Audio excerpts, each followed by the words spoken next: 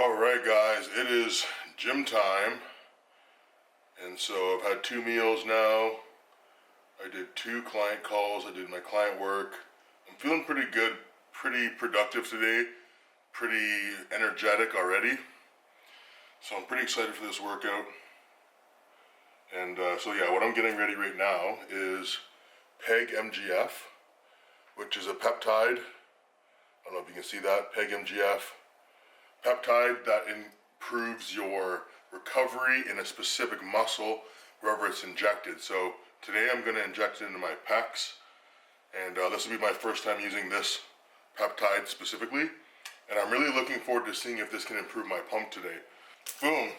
Now let's go get a sick pump. Alright, we're starting off this workout here with some decline Nautilus chest press. This is for sure one of my favorite chest exercises, as I find that it just hits the chest so well. You don't feel your shoulders working, you just feel the chest the whole time, especially because the handles do converge a little bit. It's just one of my favorite exercises for chest.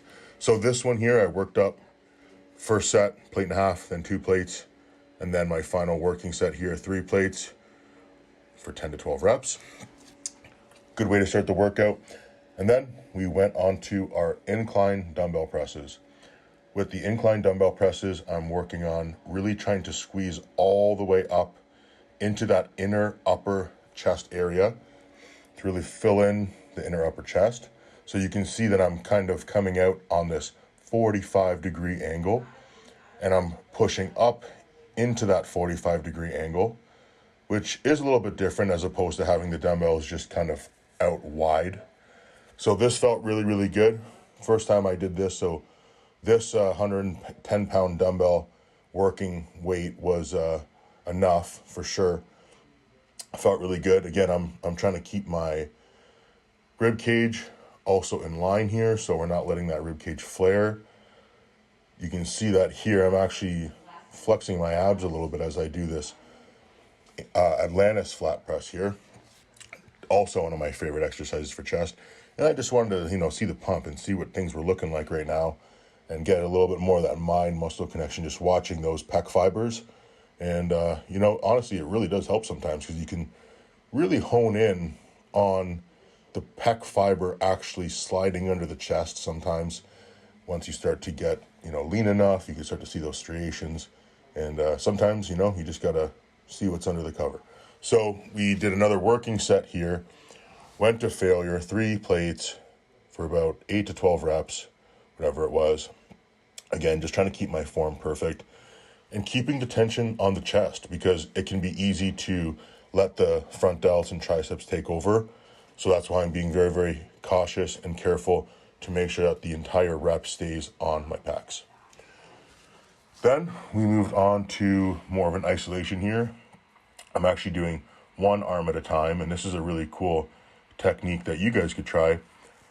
Doing a 1-arm pec fly, but then using the other arm as an anchor. So what you guys maybe can't see me doing here is that with the right arm, the one that's on my hip, what I'm doing there is I'm shoving my hand and flexing my pec. So I'm shoving my hand hard into my hip and my shoulder into my pec, so I'm flexing that right pec the whole time. And the challenge here is that you don't let the right pec go the entire rep. So even though the left side's doing all the work, the right side is also doing an isometric contraction, and then you flip it and do vice versa for the other side. Okay, so that wraps up chest. Now we're gonna work on some biceps. So we got 3 bicep exercises, and I feel like in this sequence, it really hits all parts of the bicep. Starting off here with an incline dumbbell curl, and I'm doing a standing incline dumbbell curl just because I find that it just feels really good for me to do it this way.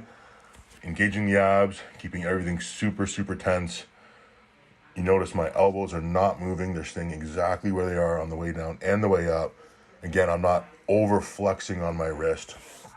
And here, 1 set to failure. So we just did a warm-up set, and then we did 1 working set.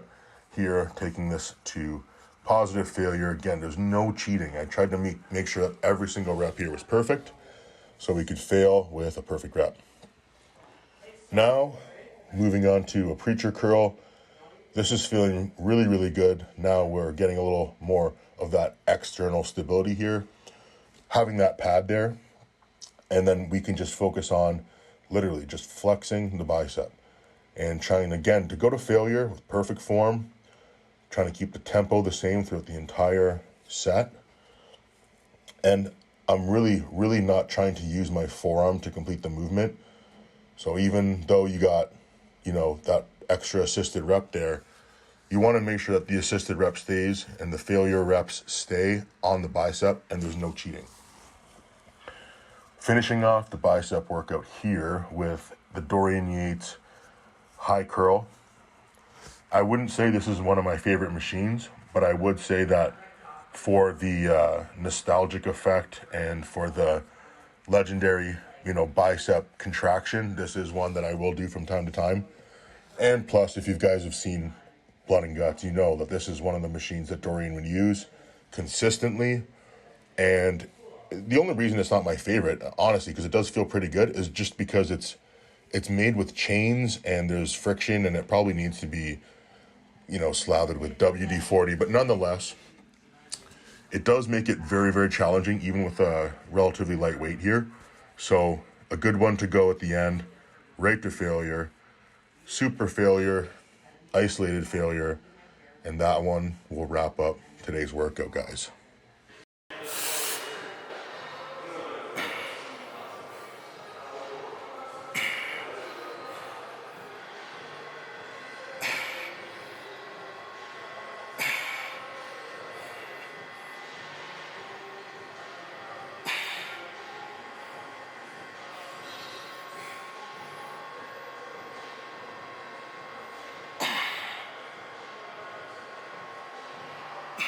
Is done.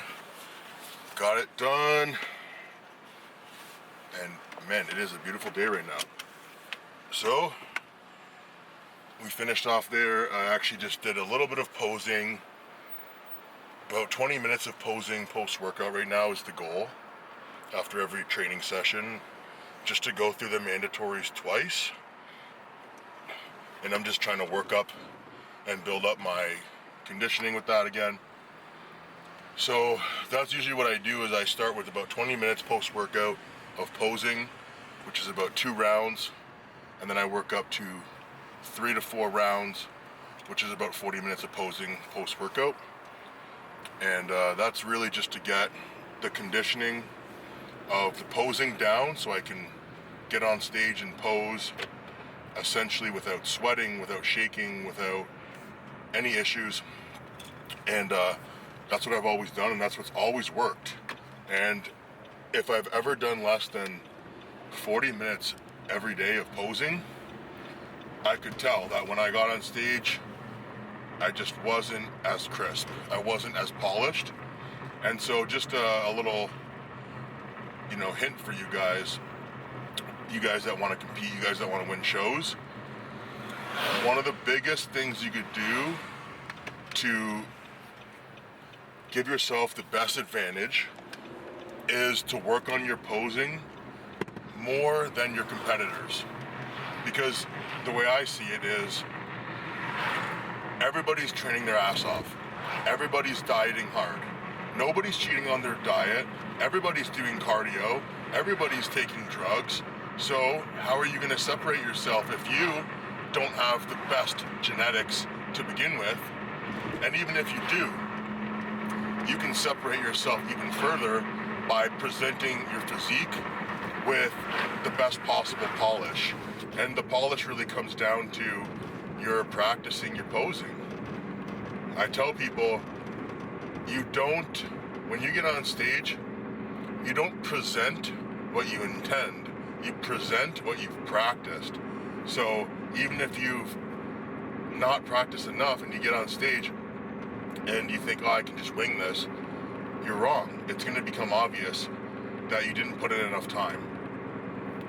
Just like the Michael Jordans and the best athletes in the world put the time in, shot after shot after shot after shot, 3-point, 3-point, 3-point, it's just pose after pose after pose, because that's what you do when you're on stage. You take shots. If you play basketball, you take those 3 points. When you do bodybuilding, you pose. So that's the main thing you got to master. And in terms of training today, it was a really good session. Happy with that. The intensity was, at least for me, it was very obvious today with the added clen. I could feel just the intensity inside my body was higher today. My body temperature was up, everything was up. The pump was awesome. I really enjoyed doing that MGF today. I felt strong, which is awesome. I felt like the pump was crazy, and I was able to get through the whole workout with a good intensity, a good strength level, right up until the very end. So very happy with that. So what did we do today? We did our four movements for chest. So the warm-up was dips, like I was explaining at the beginning. And then we worked on our decline presses. We did our incline dumbbells. We did our machine flat presses. We finished off with a pec deck. And then we went over to biceps. Like I told you guys, my favorite, the incline dumbbell curls. Then we worked on the machine preacher curl. That Nautilus preacher curl I really like. The Nautilus decline press, the Nautilus preacher curl, those are two of my favorite machines. And then we finished off with the Dorian Yates high curl, and I'll tell you guys, that one it's not my favorite machine. I just do it because it looks cool. And I mean, I'm not gonna lie, it's a good machine. It's just the only problem is it's old and it works on a chain, so there's a little bit of friction. So when you're curling, you know, basically when you go to failure, it's like the failure is just you're stuck and it just won't move. So that's what it feels like, but it does feel like a pretty intense contraction on that one, which is the main advantage of doing a high curl like that, where your hand is essentially going behind your head. That's going to give you the best contraction, where you're shortening that bicep the most, like right up here, where it's really, really short, as opposed to doing the incline dumbbell curl, where my bicep is really, really stretched out and long. So for me personally, in a bicep workout, I like to do a lengthened, a shortened, and a mid-range all in one. And I feel like that hits every single fiber in my bicep. And so I feel like that was a pretty complete workout today. So the blood and guts training will continue. We'll see you guys tomorrow. Let's go.